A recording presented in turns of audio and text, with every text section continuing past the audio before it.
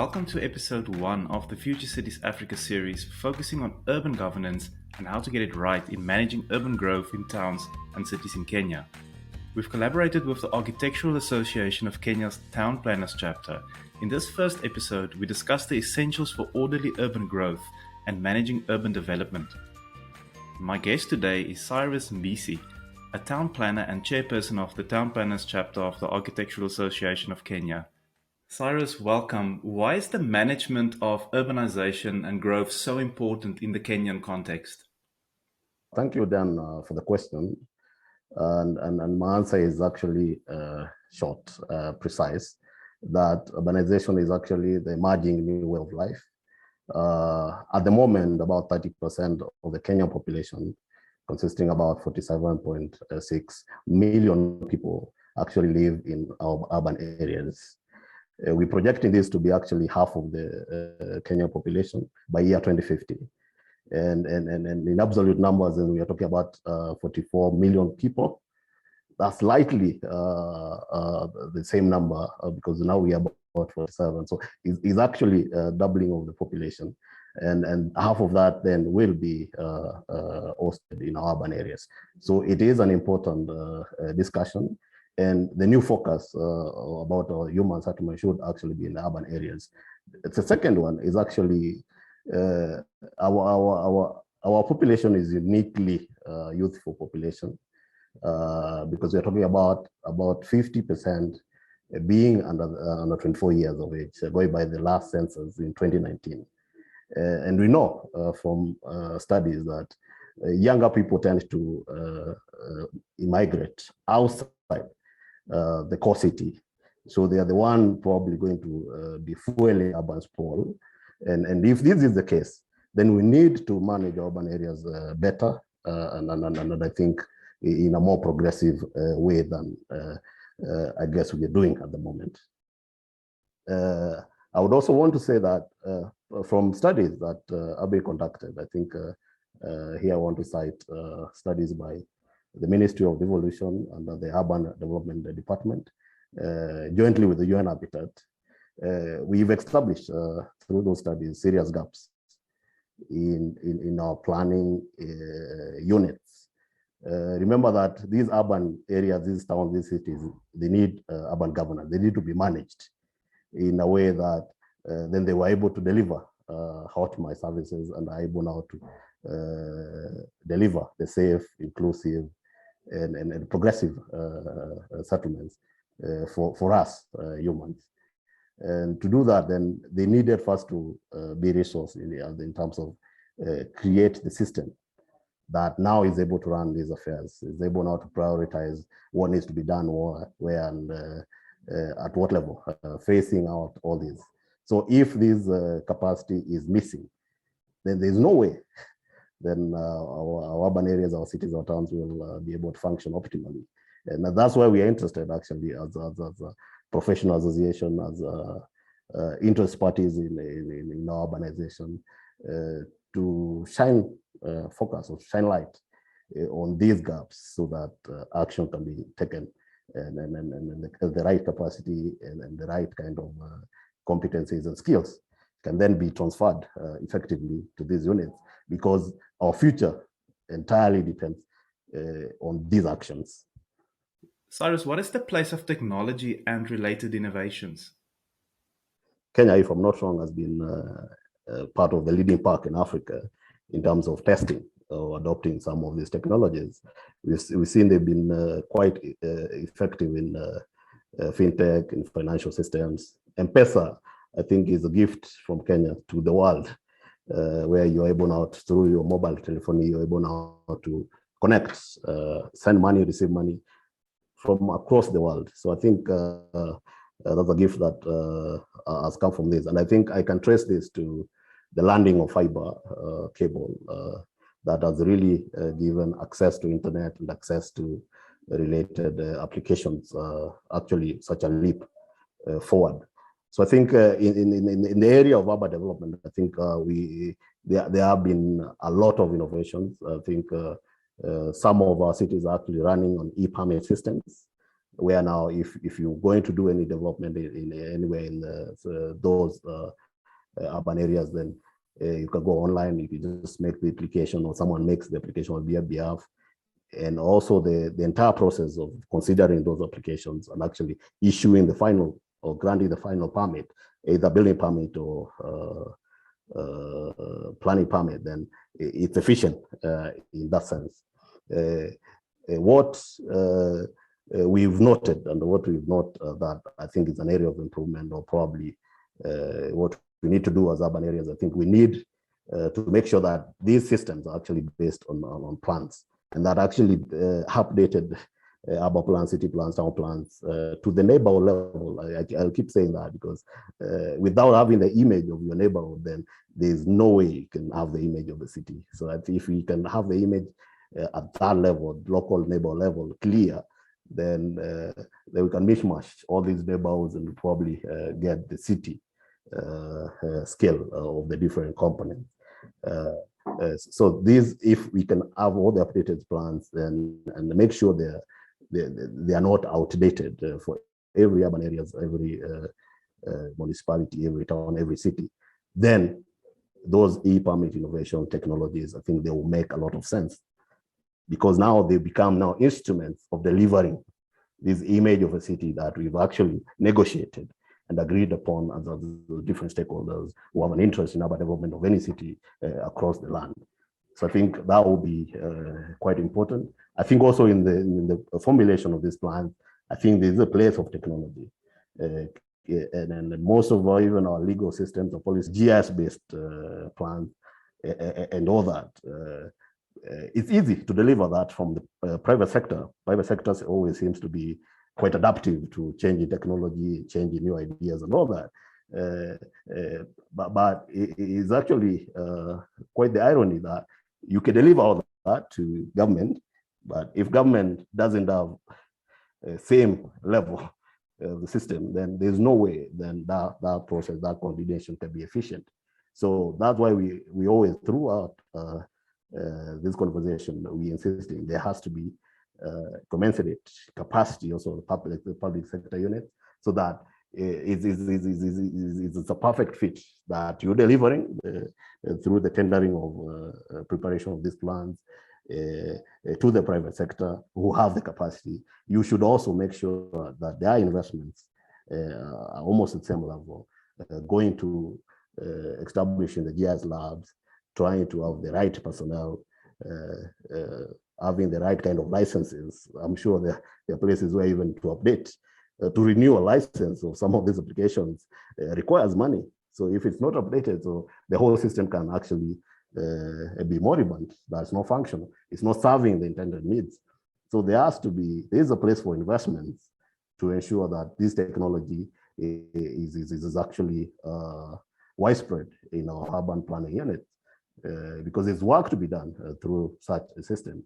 And lastly, I think in terms of data, the data is kept by different agencies, and it is the integration of this data, the desk of the urban planner, or whoever is manipulating the data, that is able to become useful. For example, if there's an agency that supplying power to the urban area, to the cities, the town, there's another one managing water systems, there's another one managing cable or ICT, and there's also those ones doing road networks and a different mass transit system. That data needs to be aggregated, so that whenever we are making a decision or even updating our plans, then that data becomes useful, and the plans that are resultant of that process, then they are able to best reflect the existing situation, and through that, then we're able also to project the desired city. We're also able to even collaborate better. We're also even able to do much more. And I want to commend government for being a leader in Adisasa and other platforms that seek to get some of this data, especially on land ownership, land tenure, on a digital platform, so that that data can be manipulated, as opposed to having manual papers and all that. That is very difficult to actually inform decision making and those kind of things. And I think this is also one area which I recognize as an opportunity, that now government can even make investments in an integrated system that mandates all these agencies that is holding this data, because it's not for their own, it's for all of us as residents, as stakeholders in the city building project, to have access to this data and actually get to use it. So that coordination and integration of this data must be public sector led, so that we're able now to get that quite efficiently and when we need it for updating and all that. And also, lastly, when we're also considering urban development applications, building permits, planning permits, then this data also informs whether that development is fit for the location, for the area that's being proposed for, or it's not. You can't do that when you don't have all this data, even about the natural systems, environmental systems, and how that structure is going to impact maybe the neighborhood character and a lot of systems. A lot of cities actually currently are trying to retrofit mass transit systems. Then you realize there's actually no land, no space. If this data was available actually beforehand, then it is possible to inform better decision making progressively and help us actually deliver the city building project that we all deserve. Exactly what tools exist for managing urban development, and which of these tools are actually being used? There is a system of planning that exists in this country. And our planning is all the way from the national level, where we talk about national spatial plan. And from there, then we can have inter-county planning, which is planning that transcends two different counties, or two or more different counties. And then there's also the county level planning, which are county plans. And then we have urban plans. And that urban plans, then they also need to be drilled down to the neighborhood level, local level plans. So that as a system, I would say, needs to be optimized. And to optimize it is to ensure that these plans are actually being done as they should be done. Remember, there are legal timelines for how long a plan should stay before it's being updated, how long it should be used, or how long it should run before it's due for review, is due for update. So the situation as it is right now, you find different towns, different urban areas, different cities at various levels, not really same level of delivery of those kind of plans. And even where they exist at city level, then they don't exist at local neighborhood level. So there's a disconnect that the people who are at a higher level, and remember, at every level there are stakeholders. So if you don't prepare the plan at neighborhood level, then you don't actually get to activate stakeholders at neighborhood level. So they stay disengaged from the city building project. Now that becomes a project of higher level stakeholders at county level, probably a national level. And we are saying that then becomes an inefficient system. If we can activate the system all the way from national level to the local level, neighborhood level, then we are able to activate all relevant stakeholders. And if then they can stay engaged during formulation and implementation of these plans, then we will not have any consistency, we will not have any gaps that, remember, can be exploited by people of ill will, or people who also want to drive in their special interests. And these special interests are actually the bane of our city building project. They get to be used to destroy our urban communities. They get to be used, these gaps get to be used to grab our special resources, like wetlands, like open spaces, like even waylives. So for us to actually even cure the problem of corruption, problem of land grabbing, the problem of development that is out of tandem with our expectations, then we need to fill the gap in our planning system, that all the plans need to be delivered. Then once they deliver, then we get to the next question: how can they be implemented? Then we retain all the stakeholders and we resource people who should enforce.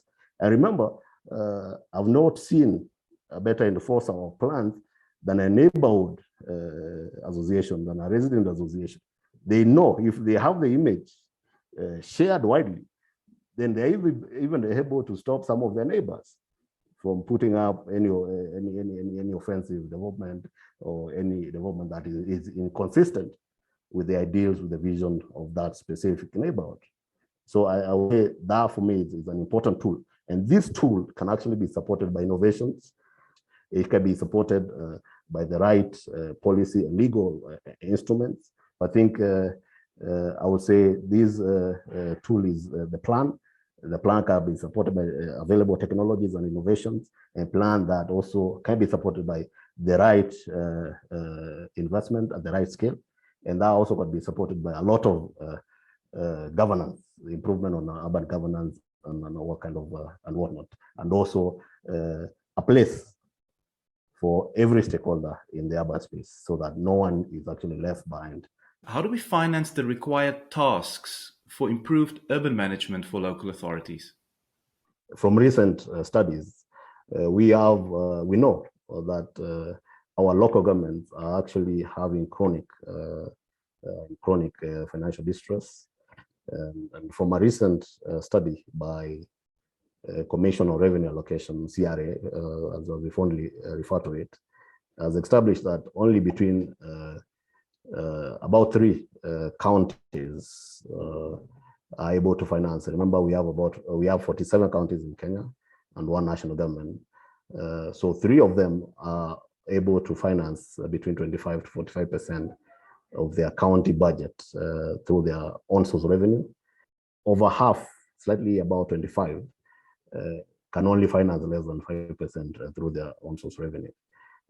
This is both a challenge and I think an opportunity.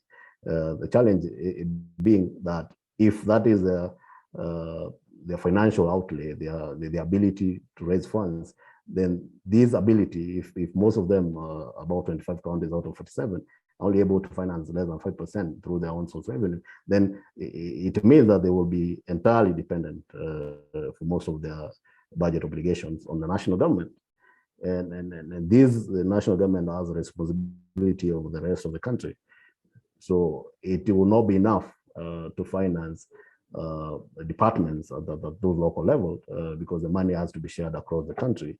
So there is a case, why I'm speaking about the potential.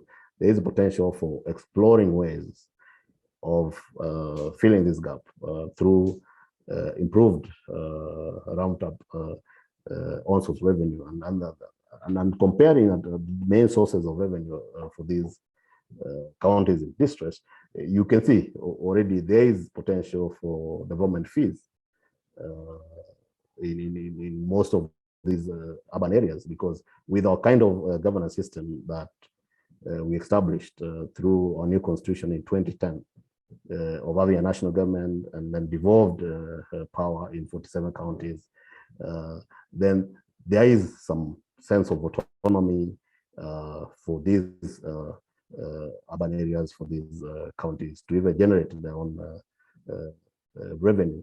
And I think with the right mechanism, with the right regulatory and policy framework, then there is, if you ask me, scope for generating even more revenue and trying to fill some of these gaps in revenue resource. And I think on this call, we are pushing, especially as town planners in this country, we are pushing for great autonomy and independence for these units when it comes to raising revenue and even exploring alternative ways of generating this own source revenue. I know there's a lot of push and a lot of interest in clawing back or mandating national level agencies to collect taxes or to collect this revenue at those levels. If you take away that responsibility of collecting these kind of revenues back to the center, then the periphery, and I mean these counties, these urban areas, then they lose the interest of even collecting, optimize even the current areas they are collecting their revenue on. So I think if we can transfer, and I think this is the objective of the people who framed our constitution, the people who formulated our constitution, was to enable that kind of autonomy, that kind of ability, capacity to generate revenue and to have these units to a level that are almost self-sustaining, so that they are able now to incubate the necessary incentives, the necessary inputs in the social economic transformation of their people.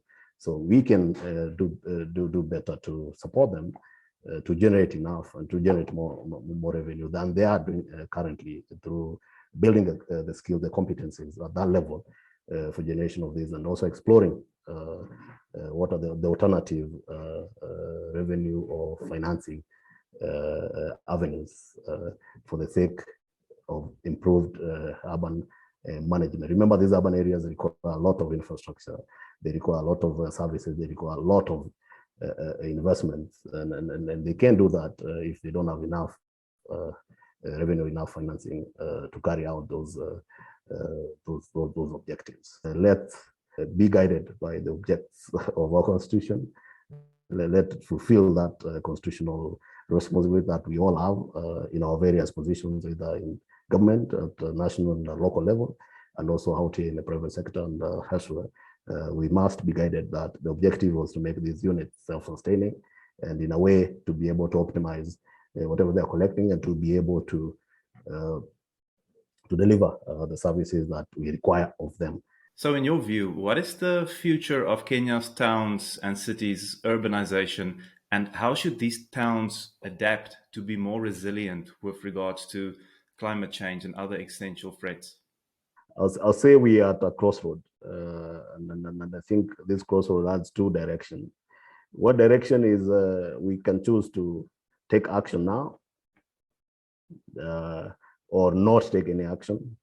Of course, depending on our choice, we'll have different consequences. And I think if we decide to take action now, if we decide to complete our devolution processes, that of the functions that we've assigned to local governments and urban areas, if we proceed to follow that through with the right financing or the right financing mechanisms, the right administrative or logistical support that is required at that level,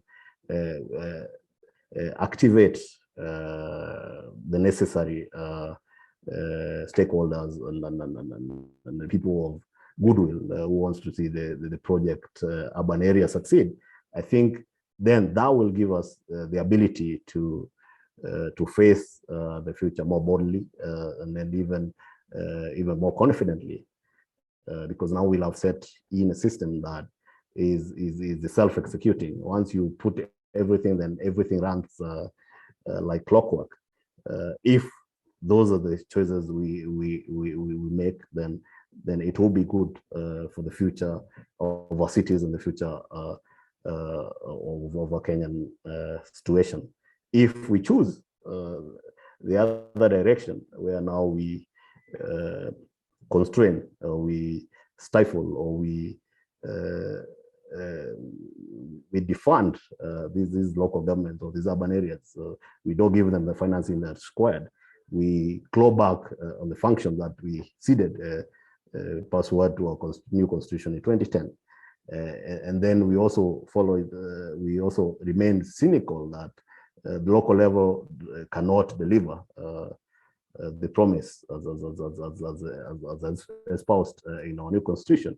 Then that choice will have very dire consequences. And I dare say that if that is the path we take, then we will not be able to build resilient urban communities, resilient cities, resilient towns, and will be ravaged quite seriously. Remember, we are living in the climate change. The impacts will ravage entire communities and our coastal towns. Actually, we have a very long coastline. Those communities will be ravaged even more.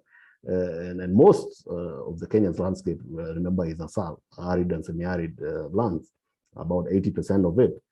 So if we don't take action, we don't manage our urban development better, we don't manage our growth, then it will be destructive will just have committed suicide animals, and I don't think that's what we intend to do. I remember, if we don't manage this urbanization, then we will be encouraging urban sprawl. And we've noted earlier that the cost per capita to deliver necessary infrastructure services and networks, it will be 3-6 times more than in places where the sprawl or even urbanization is managed better. So in a sense, will be 6 times living more expensively than people who make the right choices now.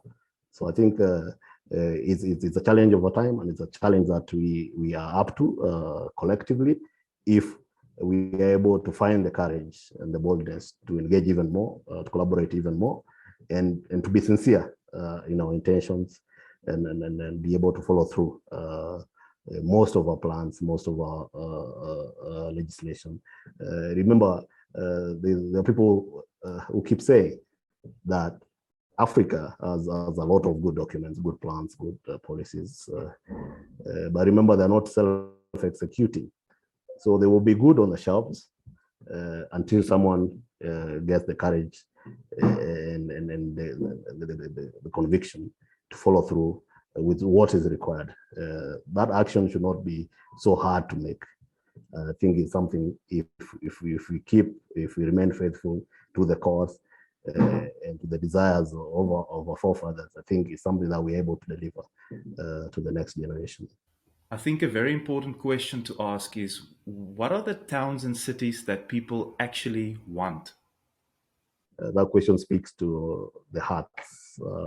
Most of our city residents, most of the people who even migrate to urban areas, remember, there's always that promise that if you go to urban areas, if you reside in urban areas, you will have better opportunities to progress economically, you'll have better social ties, you'll have better opportunities in terms of education, in terms of healthcare, in terms of even interactions. They will be qualitative. You'll also be able to access better social facilities. You'll also be able to access better physical infrastructure.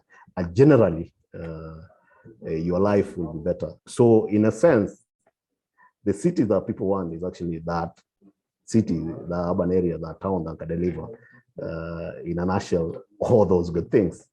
So I think the irony is, it's almost like a rude awakening once people land in these cities, these towns, depending on the health of the urban management units. If the urban management unit is actually in the process, is focused on delivering the city that responds to these desires from the residents and those people migrating from outside the city, from the peri-urban areas, from the rural areas, then in a way they're able to deliver at a level those kind of desires or those kind of needs. And I talk to many people, I talk to many stakeholders, and that seems to be the message, that the city can deliver more. Why aren't it delivering then? Then you again goes back to the gaps. How can they be better? So I think a city that remains faithful to these desires, then we'll be able to deliver the city for all age groups, for all kind of people, for all shades and color, if we can use that remark. And already, like I said, if I can summarize, the planning system provides the tool to deliver the city if people remain faithful to it. Resolving the problem of coordination in regards to mandates and responsibilities when it comes to managing urban growth and development, what is the magic bullet? It's clear we need to make integrated planning the central pillar in organizing in our urban areas or cities or towns or municipalities. All urban areas must have the organizing theme principle, and that should be the output of the integrated planning framework, because it's already provided for in the constitution already, and the enabling legislation. So I think if we do that as a centerpiece, then we need to really raise the profile of whatever department or whatever agency, whatever office that is charged of that process. I remember in Nairobi, there is already a specialized agency, Nairobi Metropolitan Service, that now had some functions transferred from Nairobi City County to the agency to be able to handle. The story is the agency is able to manage these functions more efficiently, but the agency is running to a close. I mean, the tool that the agreement that shares out those responsibilities between those two entities is about to expire. I think we are going to election next year. So after next year, then they don't have the mandate to continue performing those functions that they got from the Nairobi City County. So I think the effort, if you ask me, is we are trying to find that magic bullet in terms of urban management. How can we manage our cities better? And that is just one way. Do we form a specialized agency, or do we rely on the traditional setup prescribed by the Constitution of having a national government level run those national related issues, and then county government and urban areas run those local government issues? And I think my take would be, the magic bullet would be, can we just complete the devolution process where we said this function goes to local government? Can we just transfer that function fully, completely? And can we follow that with the necessary support in terms of financing, in terms of administrative, logistical support, in terms of the right caliber of personnel qualified? Our towns direly need architects, registered architects. They need registered engineers. They need registered town planners. They need all those, and with all the support in terms of vehicles, in terms of even programs, so that they're able to update their knowledge as progressively as they move forward. So with that, I think that for me would constitute the magic bullet. Cyrus, lastly, what is the place of stakeholder engagement in development planning and implementation? Who has the power? How much power do they have? Who has what stake, and who needs to determine what happens in the city? Every election time or every holiday, people seem to troop to their rural areas or where they originally came from. Remember, Nairobi is not so old. I mean, it's only 150 years old. I mean, is brought up from a railway city in 1900. So that was hardly 130 years ago. So I think being that young, probably on a second generation of that, if I'm not wrong. So most people still maintain the networks of the places they came from, most certainly the rural areas, and that network that's remained firm, that's defied the changes that we've witnessed in recent past. So every important occasion, then people seem to troop back to prefer their rural areas over the city. And in most cases, actually, we are going to Christmas. The city is deserted until the New Year's. That means important days are not for most city residents. They prefer spending that outside the city. And this also applies to when we're doing elections. I mean, most people are registered voters where they originally came from, certainly rural areas. So in a way, they don't seem to have the stake that's required to even get interested in management of the city. And I think also that is a worrying trend or a worrying concern for the people who are interested in the city building project. We would want a citizenry that's engaged, not just intermittently, not seasonal engagement. I think we need fully engaged citizenry that is voting, that is determining who gets into city hall or who gets into local government, who gets into national government. and who gets to do what, so that at least this engaged citizenry, this engaged stakeholder can progressively also be involved in legislative and planning processes that seek to improve the city. If they vacate that role, or if they are absent from those spaces, then those gaps, like I keep saying, they can be exploited by people of ill will, or people who have other interests, to the detriment of the city building project. And I think moving forward, every effort should be made to make the different constituencies, the citizenry, the different community level associations, neighborhood associations, and all that, be at the center stage of decision making at these urban areas and in our towns, in our municipalities. That way, then in a way it will provide some oversight to the people whose primary responsibility is to deliver the city, and I think that way then we are able now to restructure the power play, or the power balance in these cities and in these towns. And that power, if used or even projected correctly, then will provide the right conditions for creating cities fit for the moment or for the future, especially given the current conditions going into the future.